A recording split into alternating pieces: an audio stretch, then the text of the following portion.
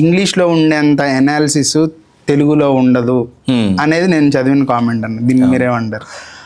అంటే మీకు అదే నేను అంటుంది, మన తెలుగు ఫీడ్ వచ్చేపాటికి మన తెలుగు వాళ్ళు అందరం సినిమాలకి చాలా దగ్గరగా ఉంటాం. సినిమా అంటే తెలుగు వాళ్ళు అంటే సినిమా.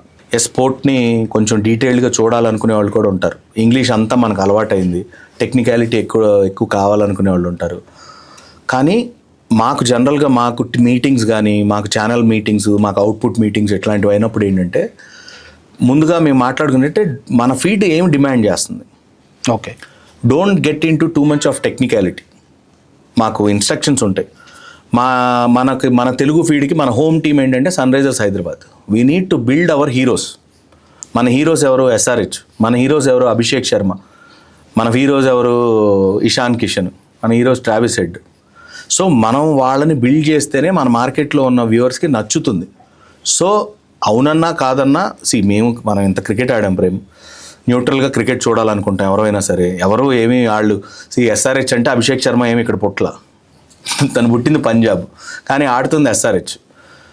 హీరో బిల్డప్ అనే ఒక కాన్సెప్ట్లో మేము ఏం చేస్తామంటే కొంచెం ఎక్కువ బిల్డ్ చేస్తాం వాళ్ళని. సరిగ్గా ఆడపోయినా కమాన్ SRH ఆరెంజ్ ఈసారి Sunrisers Hyderabad wild fire batting చేస్తే ఇట్లాంటివన్నీ చేస్తాం. వ్యూవర్స్కి చాలామందికి ఏంటంటే వాళ్ళకి అది కొంతమంది న్యూట్రల్గా చూడాలనుకునే వాళ్ళకి నచ్చదు. వీళ్ళేంటి వన్ సైడెడ్గా కామెంటరీ చెప్తారు అట్లా అంటది. సో వ్యూవర్స్కి ఏంటంటే అర్థం అవ్వాల్సింది వి బిల్డ్ అవర్ హీరోస్. మా నరేటివ్ ఆ సైడ్లో ఉంటుంది కాబట్టి చేస్తాం, కానీ we don't want to do one side commentary అట్లా చేయాలని ఏమి ఉండదు.